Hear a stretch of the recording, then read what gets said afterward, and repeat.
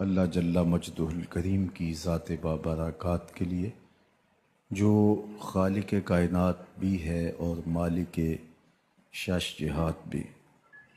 اللہ جل وعلا کی حمد و ثنا کے بعد رسول رحمت، شفیع معظم، نبی محتشم، حضور ختم المرتبت صلی اللہ علیہ وآلہ وسلم کے حضور ناز میں اپنی عقیدتوں، ارادتوں اور محبتوں کا خراج پیش کرنے کے بعد واجب الاحترام، ذوی الاحتشام، معزز و مکرم سامعین، خواتین و حضرات، السلام علیکم ورحمۃ اللہ وبرکاتہ۔ مجھے اور آپ کو بڑی سہولت سے ایمان اسلام نصیب ہوا، مشقت نہیں سہنی پڑی، تکلیف گوارا نہیں کرنی پڑی۔ ہم نے آنکھ کھولی، مؤذن نے کان میں صدائے دل نواز دی، مبارک ہو تو حضور کا غلام بن کے آ رہا ہے۔ ہم بولنے لگے تو ہماری زبان پر اللہ جل شانہ کا مبارک نام جاری کیا گیا۔ ہم لا الہ الا اللہ محمد رسول اللہ توتلے لہجے میں پڑھنے لگے تو پورا خاندان خوش تھا، مٹھائیاں بانٹی گئیں، خاندان کا ایک ایک فرد بار بار سن کے خوش ہوتا اور چہرے کی بلائیں لیتا۔ ہم درس گاہ میں پہنچے، استاد کے سامنے زانو تلمس طے کیے، اس نے ہمیں دین سکھایا، قرآن مجید کی تعلیم دی، کتاب اللہ کی تلاوت کرنا سیکھے تو ہمارے ماں باپ پھولے نہیں سماتے تھے۔ قرآن مجید مکمل ہوا تو مٹھائیاں بانٹی گئیں، رسمیں آمین ہوئی، دوستوں کی دعوت ہوئی، کھانے پہ رشتہ دار بلائے گئے۔ ہم نے حفظ قرآن کی سعادت پائی تو ہمارے سر پہ عزتوں کی دستار سجی۔ ہم نے علم دین، درس نظامی اور دیگر علوم و فنون سیکھے تو ہمیں سند امتیاز سے مالا مال کیا گیا اور عزتوں کی مسند پہ بٹھایا گیا۔ ہم نماز پڑھیں تو محلے میں معزز ٹھہریں، روزہ رکھیں تو عزت پائیں، حج کرنے جائیں تو لوگ دعاؤں سے رخصت کریں، واپس آئیں تو پھولوں سے استقبال کریں۔ ہمیں دین پر عمل کرتے ہوئے کیا مشکل پیش آئی؟ ہم تو دین کی راہوں کے مسافر ہوئے تو عزتیں پائیں، ہم نے اللہ کا نام لیا تو لوگوں نے پیار دیا، ہم نے عبادات کے طریقے اختیار کیے تو معاشرے میں شریف کہلائے۔ لیکن کتنا مشکل اور کٹھن لمحہ تھا جب کوئی اسلام لاتا تو معاشرے سے کٹ جاتا، سماجی بائیکاٹ کر دیا جاتا، وہ لوگوں سے الگ ہو جاتا۔ میرے اور آپ کے آقا و مولا حضور نبی رحمت صلی اللہ علیہ وآلہ وسلم قریش کے عالی نسب خاندان سے تعلق رکھتے ہیں، صادق بھی کہلاتے ہیں، امین بھی کہلاتے ہیں، لوگوں کی امانتیں بھی حضور کے گھر میں پڑی ہیں، اپنے فیصلوں میں حضور کو حاکم بھی مانتے ہیں۔ لیکن جب اللہ کی توحید کا اعلان کیا، جب لوگوں کو راہ راست اور راہ حق کی طرف بلایا تو یہ سارے مخالف ہو جاتے ہیں، حتیٰ کہ اپنے سقے عزیز بھی کتنے دل آزار جملے بولتے ہیں۔ تباً لک ہنالک سائر الیوم الہٰذا جمعتنا، یہ رشتے میں سکا چچا بولتا ہے۔ اللہ اکبر، مشکلیں سہی، تکلیفیں سہی، سماجی مقاطعہ ہوا، سوشل بائیکاٹ ہوا۔ شاب ابی طالب کے 3 سال کس کٹھن حالات میں حضور اور حضور کے غلاموں نے اور خاندان والوں نے کاٹے، حتیٰ کہ درختوں کے پتے کھا کھا کے گزر اوقات ہوتی تھی۔ معاہدہ لکھ کے کعبۃ اللہ کے ساتھ لٹکا دیا گیا اور یہ اتنے سنگ دل ثابت ہوئے کہ باہر سے کوئی تجارتی قافلہ آتا جس کے پاس اغذیہ ہوتی، کھانے پینے کی اشیاء ہوتی، تو ان کو ادھر جانے نہ دیتے، مبادہ کہیں یہ خرید نہ لیں۔ ان کا خیال یہ تھا کہ یہ بھوک سے دم توڑ جائیں، اور نیا دین جو لے کر کے آئے ہیں وہ شعب ابی طالب میں اس گھاٹی کے اندر ہی اپنے آخری دن پورے کرے۔ لیکن جس کو اللہ نے سر بلند کرنا ہو، عزت دینی ہو، جس دین کو پوری دنیا کے اوپر غالب ہونا تھا، اس کو کون روک سکتا تھا؟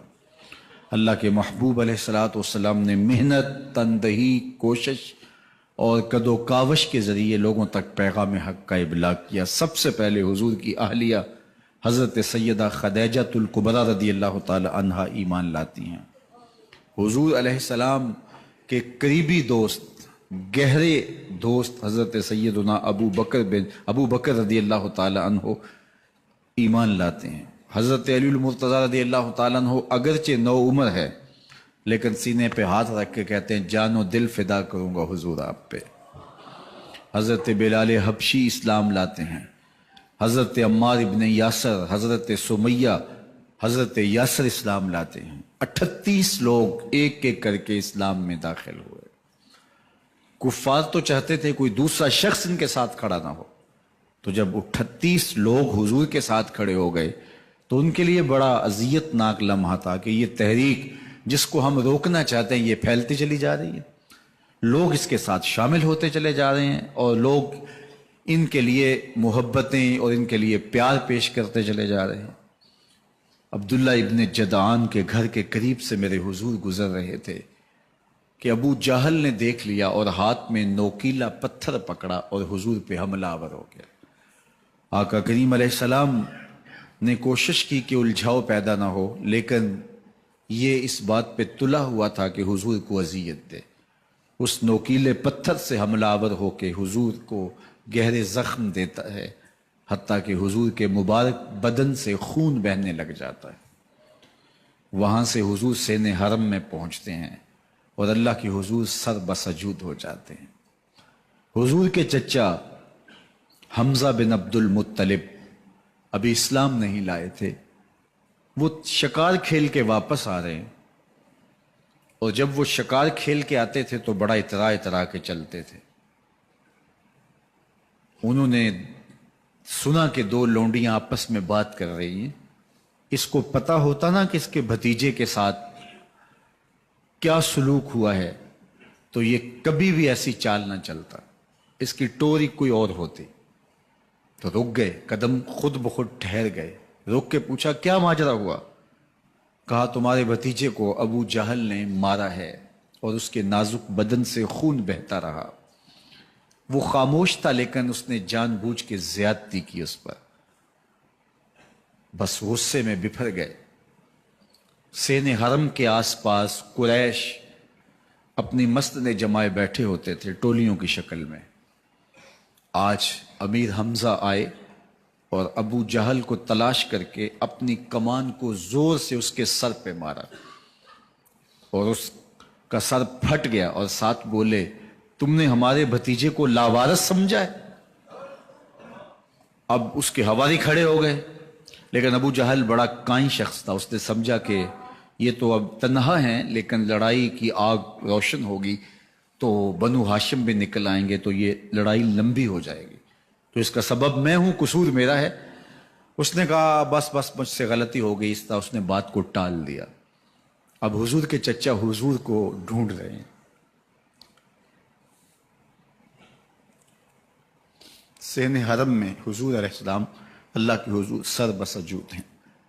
یہ پاس جا کے کھڑے ہو گئے اور کہا یا ابن اخی، اے میرے بھائی کے بیٹے، اے میرے بھتیجے، لیکن حضور سر نہیں اٹھایا۔ اللہ کے حضور اپنے دکھڑے بیان کر رہے ہیں۔ اسی کسے دے کچھ نہیں لگ دے تے نہ کوئی ساڈا دردی۔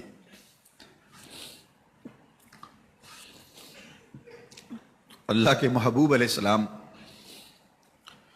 اللہ کے حضور سر بسجود ہے۔ انہوں نے پھر کہا یا ابن اخی، اے میرے بھائی کے بیٹے، اور انہیں بے چینی ہے کہ بتاؤں کہ حوصلہ رکھو میں تمہارا بدلہ لے لیا، لیکن حضور سر نہیں اٹھا رہے۔ تیسری مرتبہ پھر آواز دی تو حضور نے سر اٹھایا، آنکھیں آنسوں سے بھری ہوئی تھی، تو برجستہ کہا بھتیجے میں تمہارا بدلہ لے لیے۔ میرے حضور نے فرمایا چچا مجھے اس کی کوئی خوشی نہیں ہوئی۔ یہ حیرت زدہ ہو گئے کہ اتنا بڑا کام، اس وقت مکے کا اتنا بڑا سورما، اور میں اس سے ٹکرا کے آیا ہوں اور یہ کہہ رہے ہیں مجھے کوئی خوشی نہیں ہوئی۔ قسمت اچھی تھی۔ بولے بھتیجے تم کیسے خوش ہوتے ہو؟ کہا جس رب کو میں مانتا ہوں اس کو تم بھی مان لو۔ تو امیر حمزہ کی قسمت اچھی تھی تو آگے بڑھے اور اسلام قبول کر لیا۔ 38 لوگ پہلے مسلمان تھے، یہ 39 میں مسلمان ہو گئے۔ بس ان کا اسلام لانا مسلمانوں کے لیے تسکین قلب کا ساما ہوا۔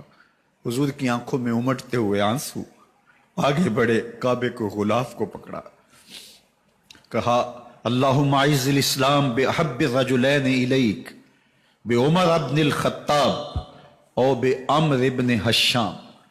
اے اللہ ایک شیر دیا ہے، ایک شیر اور دے دے، اب تیری مرضی، یا عمر بن خطاب دے دے یا عمر بن حشام دے دے۔ اگرچہ اس نے میرے اوپر پتھر برسائے ہیں، مجھے زخمی کیا ہے، لیکن اگر دین کی تقویت اس سے ہو سکتی ہے تو مالک مجھے کوئی غصہ نہیں۔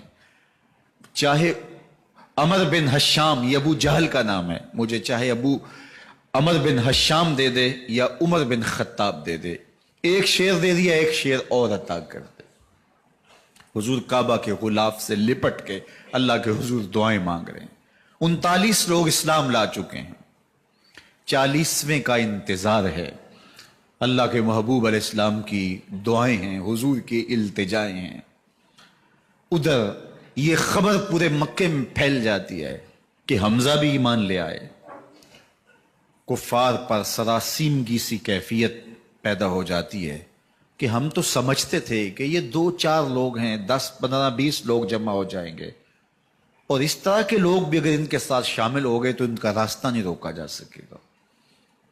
وہ سر جوڑ کے سوچنے لگے، ابو جہل کو کوسنے دینے لگے، اس نے کیوں یہ ظلم کیا کہ اس کا نتیجہ یہ پھر ہمیں بھگتنا پڑ رہا ہے۔ اس کے لیے کوئی تدبیر کرنی چاہیے، اس کے لیے کوئی حکمت سوچنی چاہیے۔ 26 سال کا نوجوان ہے، خطاب کا بیٹا ہے، نام عمر ہے، اپنے گھر کے اندر پیچ و تاب کھا رہا ہے کہ اگر یوں ہی اسلام پھیلتا رہا تو ہمارے بتوں کے خلاف اٹھنے والا یہ نظم اتنا پھیل جائے گا کہ روکنا مشکل ہو جائے گا، آباء و اجداد کی کہانیاں ختم ہو جائیں گی۔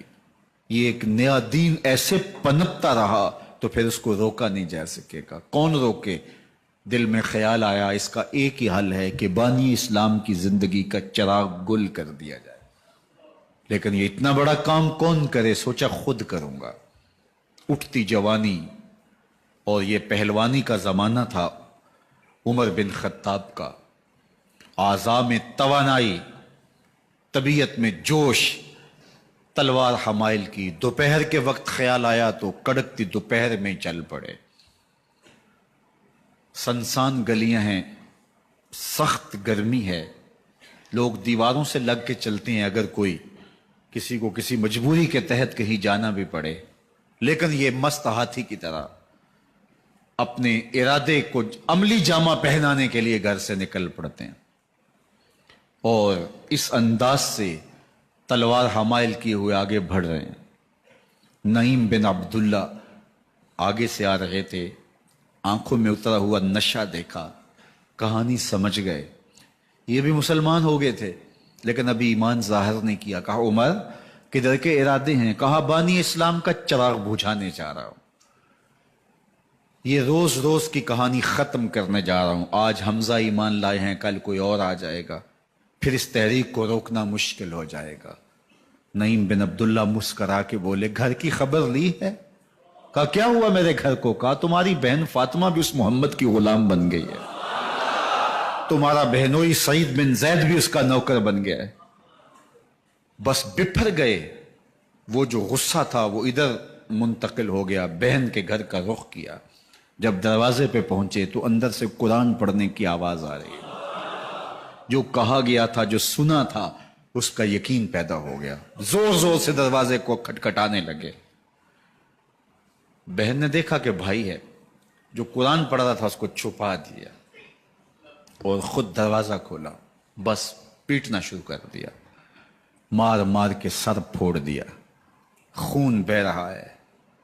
جب سر پھٹ گیا تو فاطمہ بنت خطاب بولی، عمر تم خطاب کے بیٹے ہو، میں بھی خطاب کی بیٹی ہوں، سن لو محمد کا دامن نہیں چھوڑو، جو کرنا ہے کرو۔ جب یہ تیور دیکھے تو عمر کی حیرت انتہا کو چھو گئی، یہ کون سی قوت ہے جس نے ایک عورت کے اندر یہ جذبے رکھ دیے؟ کہا اچھا بتاؤ تم کیا پڑھ رہے تھے؟ کہا تم ناپاک ہو، تمہیں نہیں دوں گی۔ کہا کیسے دو گی؟ کہا پہلے غسل کرو۔ عمر غسل کر رہا ہے، سودا لینے کے لیے بازار گئے، ہاتھ اس کے بکے جس کے خریدار گئے۔ عمر غسل کر رہے ہیں، غسل کر کے باہر آئے تو بہن قرآن لے آئی، وہ کھجور کی چھالیں، وہ چمڑے کے اوپر لکھا ہوا قرآن سامنے رکھ دیا۔ عمر پڑھ رہے ہیں، طٰہٰ ما انزلنا علیک القرآن لتشقیٰ، اے 14ویں کے چاند محبوب، قرآن اس لیے نازل تو نہیں کیا تھا کہ تم مشقت میں پڑ جائے۔ محبوب رحمت کے دروازے کھل رہے ہیں، کرم نوازیاں ہونے والی ہیں۔ عمر پڑھتے گئے، آنکھوں کے بندن ٹوٹ گئے، آنسو آنے لگے، ٹپ ٹپ آنسو گرنے لگے۔ عمر رو رہے ہیں، بدن کانپ رہا ہے۔ آئے کس ارادے سے تھے، اب حالت کیا ہوئی جا رہی ہے۔ اپنی بہن سے کہا، بہنوئی سے کہا، جس در کے تم غلام ہوئے ہو کبھی میں بھی اس در کا غلام نہیں ہو سکتا؟ عمر کی کہیں عمر نہ برباد ہو جائے، مجھے اس چوکھٹ پہ لے چلو۔ کہا چلو ہم اس دہلیز پہ لے چلتے ہیں۔ تلوار اسی طرح حمائل کی ہوئی ہے، حضور دار ارقم میں ہے۔ یہ اسلام کی پہلی درسگاہ ہے، حضرت ارقم کا گھر۔ مسلمانوں کی تعداد بہت تھوڑی، یہاں چھپ کر کے دین سیکھتے ہیں۔ حضور بھی وہاں تشریف فرما تھے، باقی اصحاب بھی وہاں تشریف فرما تھے، حضرت میرے حمزہ بھی وہاں تھے۔ دروازے کی درزوں سے دیکھا کہ عمر آ رہے ہیں، تلوار بھی حمائل کی ہوئی۔ صحابہ نے کہا عمر آ رہے ہیں، امیر حمزہ نے کہا کوئی پرواہ نہیں، آنے دو، اچھا ارادہ ہوا تو خوش آمدید کہیں گے، ارادہ اچھا نہ ہوا اس کی تلوار سے گردن کاٹوں گا۔ اللہ اکبر۔ جب دروازہ کھولا تو دو صحابہ نے بازوں سے پکڑ لیا، کندھوں سے۔ حضور نے فرمایا کندھے چھوڑ دو، کندھے چھوڑ دیے گئے۔ آقا کریم علیہ الصلوۃ والسلام نے ان کے گلے کے اندر جو کپڑا تھا اس کو پکڑ کے جھٹکا دیا، اسلم عمر، عمر اسلام لاؤ۔ اللہ اکبر۔ اور ساتھ حضور نے حضرت عمر کے دل پہ ہاتھ رکھے، اللہم اہد قلبہ، اللہ عمر کے دل میں ہدایت ڈال دے۔ بس یہ جملہ کہنے کی دیر تھی اور حضور کا ہاتھ پھرنے کی دیر تھی، اندر سے کفر دھلتا چلا گیا۔ اور عمر نے کہا اشہد ان لا الہ الا اللہ واشہد انک رسول اللہ۔ جب یہ پڑا کلمہ تو حضور کی زبان سے بے ساختہ نکلا اللہ اکبر، اور صحابہ نے بھی اللہ اکبر کہا، اور اس زور سے کہا کہ مکے کی گلیاں گونجنے لگی۔ اب عمر ایمان لانے کے بعد حضور کی خدمت میں حاضر ہو کے عرض کرتے ہیں حضور کیا ہم حق پہ نہیں ہیں؟ فرمایا ہم حق پہ ہیں۔ کہ اللہ کا دین سچا نہیں ہے؟ فرمایا اللہ کا دین سچا ہے۔ کہا کہ آپ اللہ کے سچے نبی نہیں ہیں؟ فرمایا میں اللہ کا سچا نبی ہوں۔ تو فرمایا پھر ہم چھپ کے نماز کیوں پڑھیں؟ کہا کہ عمر تم جانتے ہو حکمت ہے، اتنے جو ہے وہ ہماری تعداد نہیں، اور کفار کا جور و ظلم اور ستم۔ عرض کی حضور ہم کعبۃ اللہ میں جا کے نماز پڑھیں گے۔ مسلمانوں کی دو صفیں بن گئی، ایک صف کی قیادت امیر حمزہ کر رہے ہیں، ایک صف کی قیادت حضرت فاروق اعظم کر رہے ہیں، درمیان میں حضور چل رہے ہیں، اور روایات میں آتا ہے حضرت عمر چلتے جاتے ہیں اور ساتھ لا الہ الا اللہ پڑھتے چلے جا رہے ہیں۔ اور پھر جا کے وہاں پہنچے تو وہاں جو صنادید قریش تھے ان پر سکتہ طاری ہو گیا۔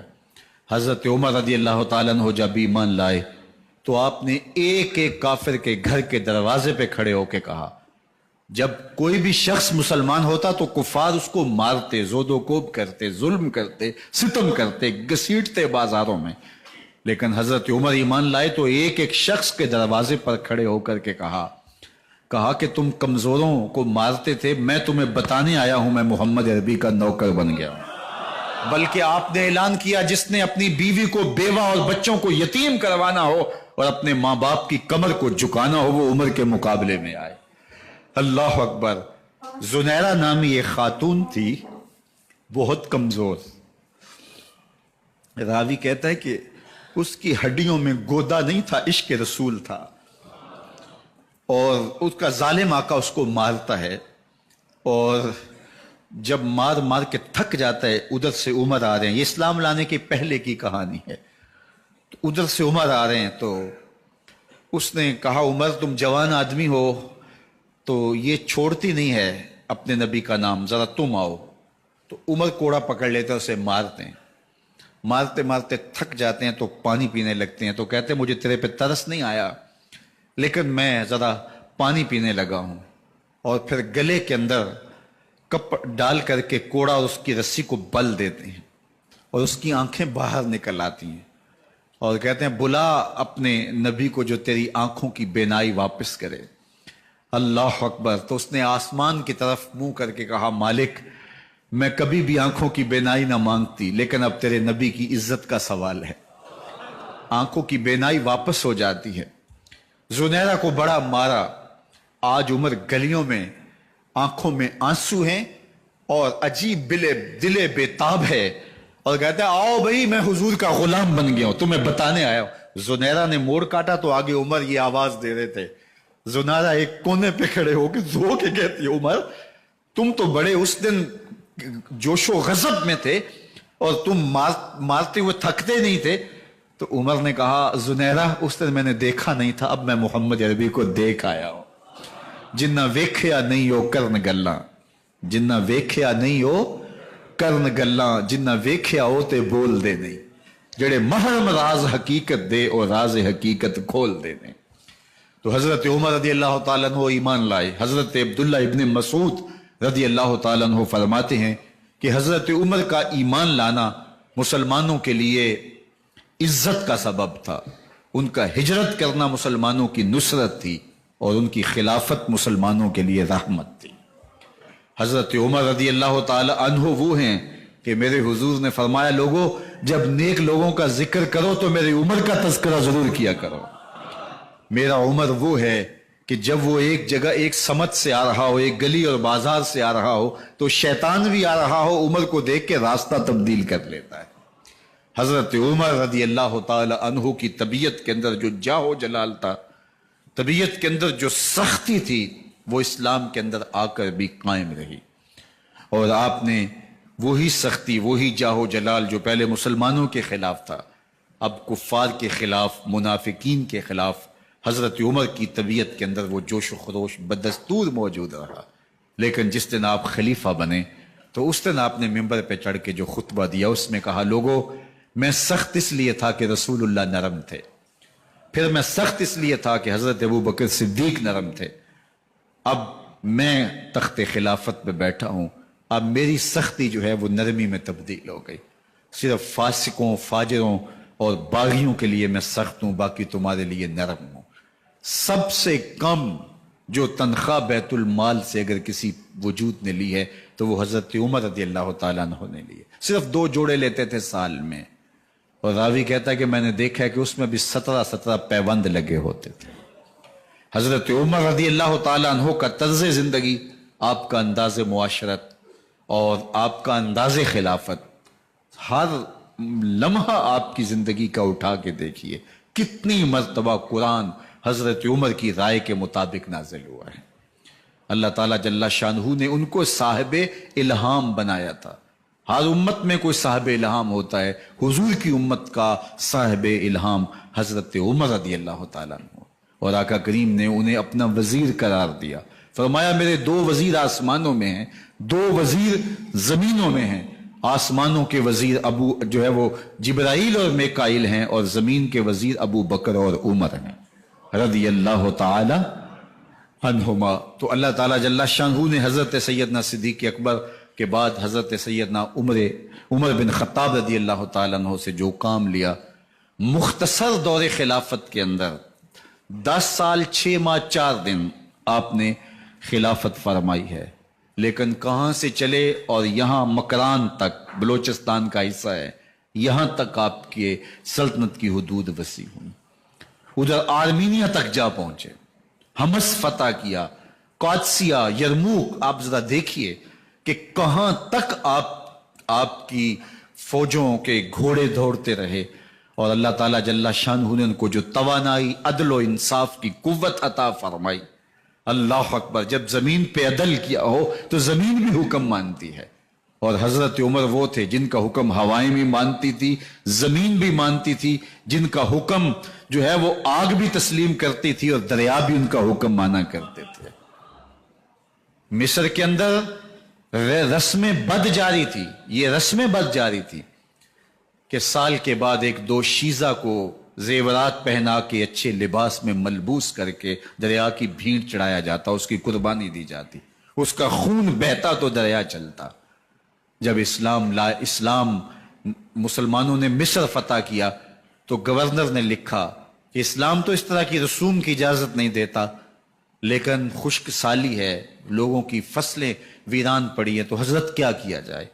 تو حضرت عمر رضی اللہ تعالیٰ عنہ کو جب قاصد آ کے پیغام دیتا ہے تو کاغذ کے ٹکڑے پہ لکھتے ہیں بسم اللہ الرحمن الرحیم، مصر کے نیل کی جانب عمر کا خط لکھتے ہیں، اے نیل اگر تو اللہ کے حکم سے چلا کرتا ہے تو چل، ورنہ ہمیں تیرے چلنے کی کوئی حاجت نہیں ہے۔ اور قاصد کو کہا یہ خط لے جاؤ اور جا کے دریائے نیل میں پھینک دو۔ قاصد جا کے خط دریائے نیل میں پھینک دیتا ہے، پانی آتا ہے، ایسا دریائے نیل چلا 14 صدیاں ہوئی ہیں آج تک کبھی بند ہی نہیں ہوا ہے۔ دریا حکم مانتے ہیں، آگ نکلتی ہے۔ لوگ حضرت عمر رضی اللہ تعالی عنہ کے پاس آئے، حضرت لاوا پھوٹا ہے، آگ نکل رہی ہے اور مدینے کی طرف بڑھ رہی ہے، اب کیا کیا جائے؟ فائر بریگیڈ تو زمانے میں تھی نہیں۔ عمر نے اپنی قمیض اتاری، جس قمیض پہ 17 پیوند لگے ہوئے تھے چمڑے کے، کہا یہ قمیض لے جاؤ، جدھر آگ بڑھ رہی ہے آگے ڈھالنا، آگ پیچھے بھاگ جائے گی۔ زلزلہ آتا ہے تو زمین پہ دھرا مارتے ہیں، زمین رک جا، کیا عمر نے تیری چھاتی پہ عدل نہیں کیا ہے؟ تو یہ عمر ہیں رضی اللہ تعالی عنہ کہ جن کے انصاف کی وجہ سے، جن کے عدل کی وجہ سے اللہ تعالیٰ کی رحمات اور اس کی برکات کا نزول ہوتا تھا، اور اللہ تعالیٰ نے مسلمانوں کو وہ آبرو مند حکومت دی۔ کائنات کی تاریخ کے اندر ایسی حکومت آپ نے نہیں دیکھی ہوگی جو حضرت عمر نے حکومت کی ہے۔ اللہ اکبر! فرمایا فرات کے کنارے پہ ایک کتا بھی پیاسا مر گیا تو اس کا حساب بھی عمر سے ہوگا۔ جب اتنے علاقے فتح ہو گئے تو ایک دن حضرت عمر بیٹھ کے رو رہے تھے، تو کسی نے کہا حضرت رو کیوں رہے ہیں؟ فرمایا کہ میں اس لیے رو رہا ہوں کہ فلاں پل سے بکریاں گزری ہیں، تو پل کے اندر شکستگی تھی، ٹوٹا ہوا تھا پل درمیان میں کچھ، اس میں ایک بکری کی ٹانگ ٹوٹ گئی ہے، تو میں ڈرتا ہوں کہیں اس کا حساب نہ لیا جائے، کہ میرا رب یہ نہ پوچھے کہ عمر تو نے پل صحیح تعمیر نہیں کروائے تھے کہ ایک بکری کی ٹانگ کیوں ٹوٹی ہے۔ یہ ہیں حضرت عمر رضی اللہ تعالی عنہ۔ اللہ اکبر! حضرت سیدنا عمر رضی اللہ تعالیٰ عنہ کی پوری زندگی آپ دیکھ لیجئے۔ آپ دن کو گھر میں بیٹھتے ہیں، دربار خلافت میں بیٹھتے ہیں، اور آپ کا دربار خلافت کیا ہے؟ کوئی عالی نصب محل نہیں ہے، مسجد نبوی کا صحن ہے، وہاں بیٹھ کے فیصلے ہو رہے ہیں۔ باہر سے سفیر آتا ہے اور آ کے پوچھتا ہے کہ میں امیر المومنین کے، مسلمانوں کے حکمران کے دارالامارہ میں محل میں جانا ہے، تو وہ مسکرا کے کہتے ہیں ہمارے امیر کا تو کوئی محل نہیں ہے۔ کہا کہاں ہے تمہارا امیر؟ کہا مسجد نبوی میں ہوگا یا بیت المال کے اونٹوں کی دیکھ بھالی کر رہا ہوگا، ان کی دیکھ بھال میں لگا ہوگا۔ وہ جب گئے تو مسجد میں نہیں ہے، اللہ اکبر، وہاں گئے تو وہاں بھی نہیں ہے۔ پھر کیا دیکھتے ہیں کہ عمر رضی اللہ تعالی عنہ جنت البقیع کے پاس ایک درخت کے نیچے اینٹ کا سرانہ رکھ کے سوئے ہوئے ہیں۔ تو اس نے کہا عمر تو نے عدل کیا ہے، تجھے کچی اینٹ پہ بھی نیند آ گئی، ہمارے حکمرانوں نے انصاف نہیں کیا، اور وہ بند اور محفوظ کمروں کے اندر بھی سکون اور چین کی نیند نہیں سو سکتے۔ حضرت سیدنا عمر رضی اللہ تعالیٰ عنہ نے اس طرح ان امور سلطنت نبھائے۔ آپ دن کو لوگوں کی دیکھ بھالی کرتے، لوگوں کی ضروریات سنتے سمجھتے، اور جب رات پڑتی لوگ سو جاتے، عمر مدینے کی گلیوں میں پہرا دیتے۔ کائنات نے کوئی ایسا بھی حکمران دیکھا ہوگا؟ اللہ اکبر! وہ مجاہد جو مختلف محاذات پہ گئے ہوئے ہوتے، ان کے گھروں کی دیکھ بھالی کرتے، ان کی ضروریات کا خیال رکھتے، ان کی آبرو کا پہرا دیتے۔ راتوں کی تنہائیوں کے اندر حضرت عمر اٹھتے اور جا کے گشت کرتے، چکر لگاتے، دیکھتے کوئی آنکھ پر نم نہ ہو، مفلسی کا کسی گھر میں ماتم نہ ہو، لوگوں کی ضروریات کا خیال رکھتے۔ اللہ اکبر۔ ایک دن حضرت عمر رضی اللہ تعالیٰ عنہ ایک گھر کے قریب سے گزرے، گھر سے دھواں نکل رہا تھا، سوچا کوئی مہمان ہوگا، گزر گئے۔ تھوڑی دیر کے بعد پھر دوبارہ اس گلی سے گزر ہوا تو پھر دھواں نکل رہا تھا، پھر گزر گئے۔ 2 گھنٹے کے بعد پھر دوبارہ ادھر سے گزران ہوا تو پھر دھواں نکل رہا تھا۔ رات کا پچھلا پہر ہے، ابھی تک گھر سے دھواں نکل رہا ہے۔ عمر رضی اللہ تعالیٰ عنہ نے دروازے کو کھٹکھٹایا، اندر سے خاتون کی آواز آئی، اس وقت کون ہے؟ کہا ایک مسافر ہوں، پوچھنا چاہتا ہوں تمہارے گھر سے دھواں کیوں نکل رہا ہے رات کے اس پہر؟ کہا تمہیں اس سے کیا غرض؟ کہا نہیں مجھے تشویش ہوئی ہے۔ تو اس نے کہا عمر کی جان کو رو رہی ہوں۔ حضرت عمر رضی اللہ تعالیٰ عنہ نے کہا کیا ہوا؟ کہا کہ کھانے کے لیے گھر کچھ نہیں ہے، بچے ضد کر رہے ہیں، ہنڈیا کے اندر پتھر ڈال کر کے میں نیچے سے آگ دیے جا رہی ہوں، بچوں کہتی ہوں تھوڑی دیر ہے کہ بچے تھک کے سو جائیں گے انتظار کر کر کے، تو کچھ ہو تو پکے، اور بچے ہیں بھوک سے، شدت بھوک کی وجہ سے سو بھی نہیں رہے، اور میں یہاں بیٹھے عمر کی جان رو رہی ہوں۔ حضرت عمر رضی اللہ تعالیٰ عنہ واپس آئے، گھی کا کنستر اٹھایا، آٹے کی بوری لی اور ساز و سامان لیا۔ خادم تھا آپ کا اسلم بیت المال میں، اس نے حضرت یہ سب کچھ میں اٹھا لیتا ہوں۔ کہا حشر کے دن میرا بوجھ اٹھاؤ گے؟ کہا نہیں وہ تو آپ کو اٹھانا ہوگا۔ کہا عمر کو آج خود ہی اٹھانے تو، اور اٹھا کے ان کے گھر آئے اور گھر آ کے ان کو سب کچھ دیا۔ اور پھر اس کے بعد جب کھانا تیار ہوا، بلکہ روایت میں آتا ہے کہ جب آگ جلا رہی تھی تو عمر جھک کے چولہے میں پھونکے مار رہے تھے۔ اللہ اکبر۔ اس خاتون کو نہیں پتا کہ یہ کون ہے، یہ کوئی اجنبی مسافر ہے میری مدد کر رہا ہے۔ پھر بچے جو ہے وہ جب کھانا کھا کے خوش ہوئے تو حضرت عمر رضی اللہ تعالیٰ عنہ نے دل میں سوچا اور کہا عمر جس طرح تو نے بچوں کو رلایا ہے آج ان بچوں کو ہنساؤ بھی۔ تو بچے بیٹھے ہیں تو عمر کبھی ادھر جاتے ہیں کبھی ادھر جاتے ہیں، جس طرح بچوں کو کھلانے کے لیے جو ہے وہ گھٹنوں کے بل اور ہاتھوں کے بل لوگ چلتے ہیں، حضرت عمر یوں چلتے ہیں اور وہ بچے مسکراتے ہیں۔ جب بچے ہنسنے لگے، کھانا کھا چکے، عمر اس خاتون سے مخاطب ہو کے کہتے ہیں بہن دیکھ عمر کی بڑی مجبوریاں ہیں، فسطاط، یرموک، کہاں کہاں آرمینیا، کہاں کہاں سرحدوں پہ محاذ پہ لوگ موجود ہیں، ان کی دیکھ بھال کرنی، امور خلافت، کیا کیا معاملے ہیں، تنہا اکیلے بیچارے کی جان ہے وہ نہیں خیال کر سکا، چل تو اسے معاف کر دے۔ وہ بہن کہتی ہے تو اتنی ہمدردی کیوں کرتے عمر کی؟ نہیں میں عمر کو معاف نہیں کروں، کل قیامت کے دن میں اللہ کے حضور عمر کا گریبان پکڑوں گی۔ تو دوسرے علاقے فتح کرتا تھا میری خبر ہی نہیں تھی؟ اللہ اکبر۔ جب یہ بات کی تو عمر چیخیں مار کے رونے لگے اور ہاتھ جوڑ کے کہنے لگے بہن یہ تمہارے سامنے ہی تو عمر کھڑا ہے، یہ حضرت عمر تھے رضی اللہ تعالیٰ عنہ، اور اللہ کے محبوب علیہ الصلوۃ والسلام کے خلیفہ راشد، دوسرے خلیفہ، 10 سال 6 ماہ اور 4 دن آپ نے خلافت کی۔ اور تاریخ کہتی ہے اگر عمر رضی اللہ تعالیٰ عنہ کو 10 سال اور مل جاتے، یا مغربی مفکرین کہتے ہیں کہ اگر کائنات کو ایک عمر اور مل جاتا پوری دنیا پہ مسلمانوں کی حکومت ہوتی، کہیں کفر باقی نہ بچتا۔ لیکن بد باطن لولو فیروز نامی ایک مجوسی غلام نے نماز فجر پڑھتے ہوئے حضرت عمر بن خطاب رضی اللہ تعالیٰ عنہ پہ حملہ کیا، زہر میں بجھا ہوا خنجر آپ کے جسم میں سرایت کر دیا۔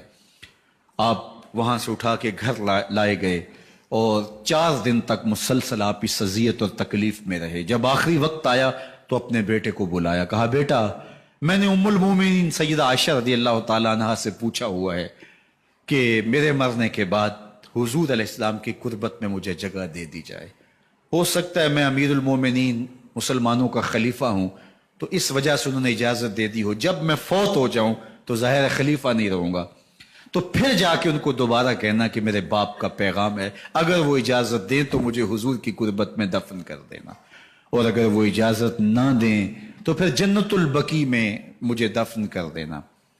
جب حضرت سیدنا عمر بن خطاب رضی اللہ تعالیٰ عنہ کا انتقال ہو گیا تو آپ کے صاحبزادے ابن عمر حضرت عائشہ رضی اللہ تعالی عنہا کے پاس گئے، کہا کہ میرے باپ کا سلام ہے آپ کے نام، انہوں نے آپ کو زندگی میں کہا تھا کہ حجرہ انور میں سیدنا صدیق اکبر کے ساتھ 2 گز جگہ مجھے بھی نصیب ہو جائے، تو آپ نے اجازت دے دی تھی۔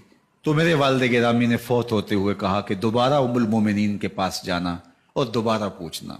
اس وقت تو میں امیر المومنین تھا، ہو سکتا ہے وعدہ کر لیا ہو، لیکن اب اگر آپ اجازت دیں تو یہاں ہم قبر ان کے لیے کھود لیں، ورنہ ہم جنت البقیع میں دفن کر دیں۔ تو ام المومنین سیدہ عائشہ رضی اللہ تعالیٰ عنہ رو پڑی اور فرمایا یہ جگہ میں نے اپنے لیے رکھی تھی، لیکن عمر نے اسلام کے لیے خدمت اتنی کی ہے کہ میں نے خود ترجیح دی ہے، اس لیے میں اجازت دیتی ہوں کہ یہاں عمر کو دفن کیا جائے۔